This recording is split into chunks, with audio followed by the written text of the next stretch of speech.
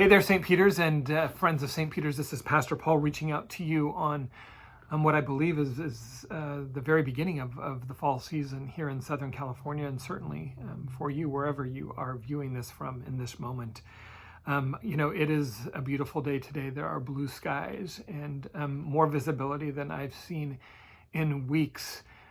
I say that knowing that for many, in our state of California and certainly in neighboring states and around this country and around the world, that today is anything but a beautiful day. I realize that there are realities that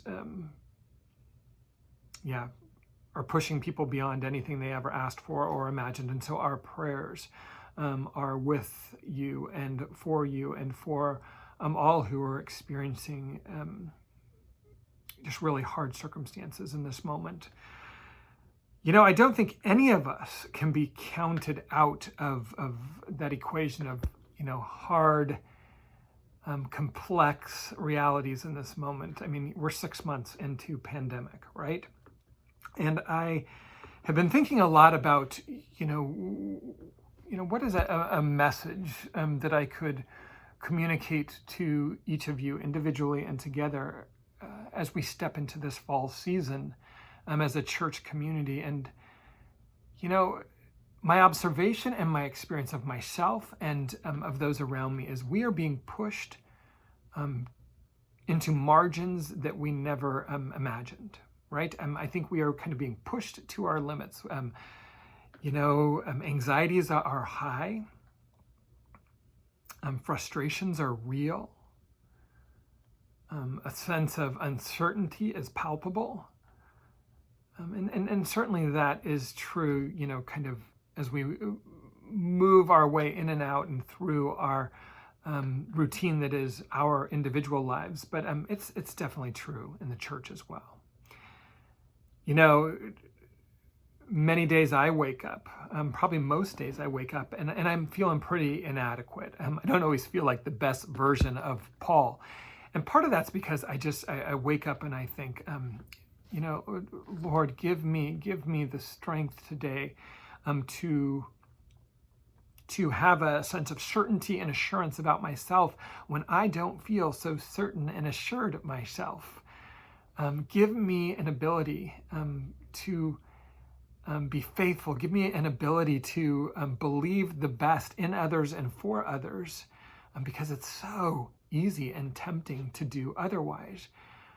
I find myself moving through the day, and it's very easy to feel very inadequate as a parent. I am no substitute for a classroom in-person teacher. And so when I, on the days that I'm assigned, try to instruct or be at least an addendum to the classroom instruction that my children have already received, I'm inadequate. I'm the first to admit I'm inadequate, and pretty much I feel like a failure. As a husband, I am, in many ways just exhausted. And at the end of the days when I come home or when I'm, kind of regrouping at the end of the days and I'm just spent, as a partner and a spouse to Devin, I'm a failure. I just yep, you can put me in that bucket too. And as a pastor, I feel, like there are, there is just not a pandemic playbook for how to run a church. If there was, I would be the first to sign up. I would pay whatever it cost. And I would say, there's got to be a better way than the way that we're trying to do this. So I feel pretty inadequate as a pastor most days. And the lesson I'm learning over and over and over again is this. We need to extend each other really, really, really wide margins of grace in these days and in this season, and as this pandemic continues. I mean, there are so many things right now that are causing us to be restless, that are causing us to be frustrated, that are causing us to, I know this is true for myself. I'll be frustrated about one thing, but it's very easy to just be like, okay, I'm going to make you the root of my frustration. And, it's really easy to do that. There are so many reasons for us to be divided in this moment. Things going on in our world, certainly in our country, every way I turn, there's a discussion about the election, and honestly, things are just trying to pull us to one side or another. And I keep thinking wide margins of grace, wide margins of grace. And how do we do that? How can we do that? How can we be that for one another? And I think that's how we arrived at our fall theme here at St. Peter's. And I hope you hear this with all sincerity. I mean, if there's anything that you know about me as a pastor, I hope you know it's that I sincerely love people and that I love God, and that's the reason I do what I do. That's the heartbeat of who I am and why I do what I do. And so the reason we chose our fall theme is, if there's something we're going to exhaust ourselves with, and then let's do it with the words of Jesus, to love one another. Love one another. This comes up repeatedly as a phrase in the Gospels. It comes up in the letter of 1 John. Beloved, let us love one another. Jesus says it, several times. I mean, wide margins of grace. That's how we love one another. That's one way we can love one another. We can be for each other. We can be behind each other and backing each other up, because the last thing any of us need in this moment, in this time, is to feel like something or someone else is against us.